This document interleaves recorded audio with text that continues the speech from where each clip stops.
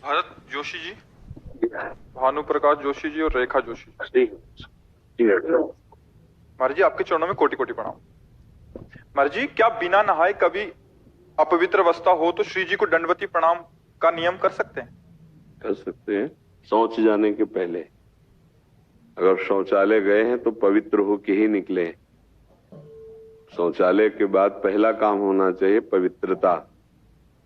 हस्त प्रक्षालय रज से जरूर करें, साबुन आदि से तो कर ही ले, रज से करें। फिर वही वस्त्र सूती धारण करे जो धो सके। ये तो बाथरूम तो एक पर्सनल होते हैं कि आप उतना ही वस्त्र धारण करो जो धो सको, अन्यथा अगर वो वस्त्र शौच में पहन के गए और फिर बाहर निकलते हैं तो आप अपवित्र ही माने जाएंगे। वस्त्र का, शरीर का पवित्र होना उपासना में अत्यंत आवश्यक है। जब आप शौचालय नहीं गए तो आप नाम जप सकते हैं, आप मंत्र जप कर सकते हैं, आप श्री जी की दंडवत कर सकते हैं। फिर जब सेवा में पहुंचना है तो फिर स्नान आदि। अच्छा, गृहस्थी में यदि गृहस्थ धर्म का उपभोग किया है फिर स्नान के बाद ही कोई कार्य करें। पहला काम होना चाहिए उठ के नाम जप करो, जाओ स्नान करो, शौच स्नान, फिर कार्य करो। अगर आप संयम से रात्रि व्यतीत किए हैं, पवित्र नहीं है, तो आप कर सकते हैं। गृहस्थ में होता है ना, तो उसमें सावधानी ये दो चीजों की रखनी है कि जिस शैया पर आप शयन करते हैं वो शैया गृहस्थी में प्राय अपवित्र होती है, तो उस शैया पर बैठकर गुरुमंत्र आदि नहीं जप सकते। आप उसमें नाम जप कीजिए, फिर पवित्र होइए, फिर आसन पे बैठ के जप कीजिए। अब जैसे साधु महात्माओं की शैया परम पवित्र होती है तो जगह जब मंत्र शुरू कर दिया, फिर शौच स्नान गए, फिर तो ये चीजें थोड़ा ध्यान रखने की बातें हैं। अगर आप पवित्र हैं तो आप दंडवती कर सकते हैं। आप अगर ऐसा तो फिर आप स्नान आदि के द्वारा, क्योंकि आपका प्रश्न सब गृहस्थों के लिए उत्तर होगा, तो इसलिए ऐसा। महाराज जी, क्या श्री जी की सेवा में दूध आदि को ठंडा करने के लिए फूंक मारना सही है? नहीं नहीं नहीं नहीं, बिल्कुल नहीं। उसके लिए आप वो जो छोटे पंखे होते हैं उनसे किया जाए, क्योंकि हम अगर आपको चेक करना है तो जैसे हम बात कर रहे हैं, आप ऐसे शीशा या कुछ आप रख दीजिए, कागज ही रख दीजिए, तो हम चाहे जितना संभाल के बोले छिट्टियां आ जाएंगी, क्योंकि इसमें रस निकलता रहता है। तो जब ऐसे करेंगे तो हमारे थूक के साथ कोई न कोई कण गिरेगा, वो अपवित्र हो जाएगा, भोग लगाने योग्य नहीं होगा। कुछ भी ऐसे नहीं। अगर रसोई भी बनाने का नियम है तो उसमें फोकनी रखी जाती थी, ऐसे डालेंगे तो वायु वहां शुद्ध होके जाएगी, बीच में जैसे कण भी थूक के निकले तो वो फोकनी में ही रह जाएंगे। तो अग्नि पवित्र और रसोई पवित्र बन रही है। कुछ पवित्रता का जो निर्वाह है, ठंडा करने के लिए छोटे पंखे आते हैं, ऐसे हाथ से पंखे कर दिए, थोड़ी देर में ठंडा हो गया उचित, और फिर भोग लगा दिया। मुख से तो ना करें ऐसा। और रसोई बनाते समय बातचीत करने के लिए भी मना किया गया है, क्योंकि हम जैसे आटा लगा रहे हैं, बातचीत कर रहे हैं, अगर चिट्टी पड़ गई तो भोग लायक नहीं रहा।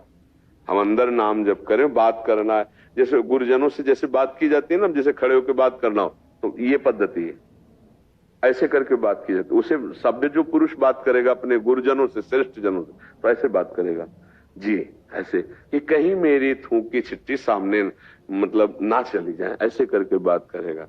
तो ऐसे ही हम जैसे रसोई बना रहे हैं, हमें कोई बात करनी तो ऐसे रसोई से हट के जी ऐसे बात किए, कि हमारी कहीं रसोई जो अमनिया हो रही उसमें कहीं आवाज के उच्चारण मात्र में कहीं थूक की छिट्टियां ना चली जाए।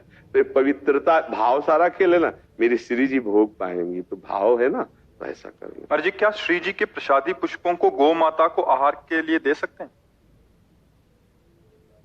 जरूर दे सकते हैं, अगर वो सम्यक पा जाए तो।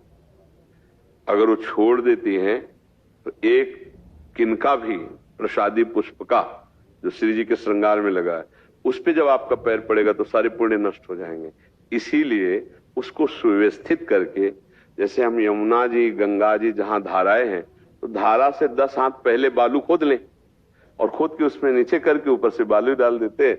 जब गंगा जी की बाढ़ आएगी तो उसमें, और वो अंदर ही वहीं रेती पे है तो परम पवित्र स्थान है, और किसी के ऊपर बालू कर दिया तो अब पैर किसी के लगने वाली बात नहीं रह गई ऊपर से, क्योंकि ये पृथ्वी भगवान शेष जी के फड़ पे ही तो टिकी है। कहते नीचे तो है तो भगवान है, शेष जी के फड़ पे टिकी हुई है। तो हम ऐसे मर्यादा से कर ले। जैसे हम गाय को डालेंगे तो हमें लगता है सम्यक वो प्रसाद भावना से गाय तो आएगी नहीं, तो गाय माता ने पूरा खा लिया था लेकिन गुलाब के पुष्प छोड़ दिए थे। तो वही हम कह रहे, एक भी पंखुड़ी अब वो पैर में पड़ेगी तो हमारी उपासना भंग हो जाएगी। पवाने में कोई दोष नहीं। मान लो गुलाब का फूल प्रसादी होता था, हम ही पा लेते हैं। श्री जी ने विराजमान, मान लो राधा नाम विराजमान है और गुलाब के फूल में विराजमान, तो पूरा प्रसादी है, तो प्रसादी हम पा लेते थे। तो वो बात अलग है। अब अगर एक जैसे हमें राधा वल्लभ लाल जी की प्रसादी माला पहनाए जाते हैं तो सबसे पहला काम ऐसे करते हैं, ऐसे कहीं पंखुड़ी ना गिर जाए। प्रसादी का बहुत बड़ा महत्व है, तो इसलिए ऐसा हमें लगता है कि उसे एकत्रित करते जाओ और फिर जब महीना 2 महीना में कहीं पावन सरोवर नदी आदि के समीप जाओ तो खोद करके उसे हम गाड़ देते हैं। क्योंकि प्रवाहित करने पर ये होता है कि लहरों के द्वारा फिर किनारे लगा तो किसी के पैर में लगे। और पवित्रता अगर हमें यमुना जल की चाहिए तो हम जैसे दोना पत्तल ये सब ऐसे फेंकेंगे तो उसमें तो हम थोड़ा यमुना जी के भी लिए तो वो हम उनको रज में ऐसे करके अंदर दबा देते हैं, तो बहुत सुंदर व्यवस्था रहेगी। उससे दबे भी रहेंगे।